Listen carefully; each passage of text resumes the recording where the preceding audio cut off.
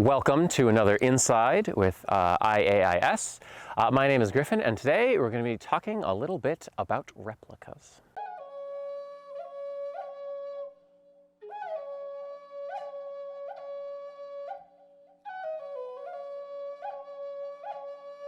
There are a number of reasons why replicas are produced in the first place. One of the main reasons why at the Institute here we will use replicas for certain things is that the materials that the object is made out of do not last for very long. This is the example of something like our buildings in our village. These buildings do not have materials that they are made out of that will last very long outside. One of these buildings will only last about 15 years. So when we start talking about buildings that people were living in 2,000 years ago, 1,000 years ago, even a few hundred years ago, if they're made out of these materials, we very likely do not have those buildings anymore. So often then we will have to make replicas in order to show what those buildings looked like. In the same vein as talking about a structure that's made in the same technique and with the same materials, a replica pot like I have here, which is a late woodland pot, can be reproduced in the same way. This is shell tempered and made with local clay and in the style of the woodland pot, but is, instead of being very old, is made within the past 20 years.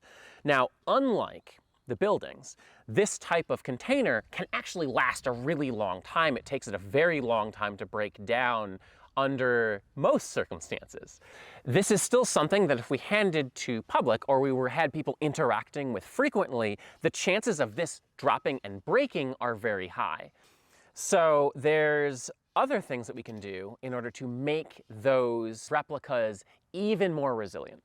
This is a replica of a woodland pot as well, but this pot has been cast. So what has happened is a mold of the pot has been made, and then a material has been used to have the form of it, but it's actually flexible and bendable. So if I was to drop this, it would actually bounce instead of breaking, which can be very useful, especially when creating objects for children to interact with, or creating objects that you need to ship in a certain way. This needed to be painted in order to look a little bit more like it was pottery instead of the material it had been made out of. But this can be very useful for an object that's going to get a lot of use. Another example of something that has been cast that we use here in order to have it be interacted with is a point like this. Now, this point is from the Housatonic Valley. This point was found in that area, and we actually use a point like this for our escape room. We have in the escape room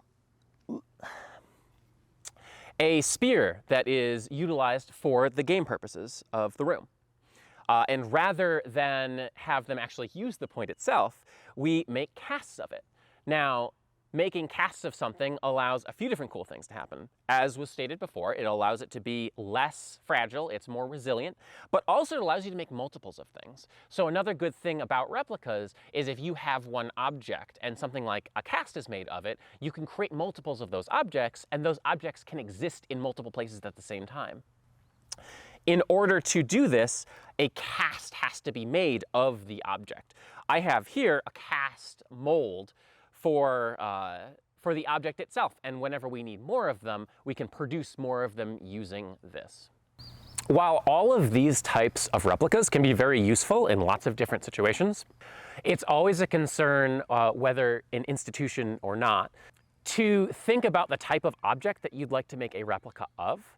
There are many types of objects that have very specific cultural significance to certain groups of people, and so that's always a consideration before a decision can be made about whether or not to make a replica of an object.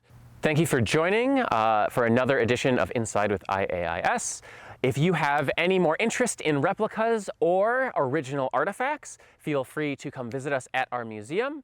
Check us out online. If you enjoy this type of content, make sure to donate, either in person or online. That helps us produce this kind of content. And I hopefully will see you guys again every other Monday for more content like this.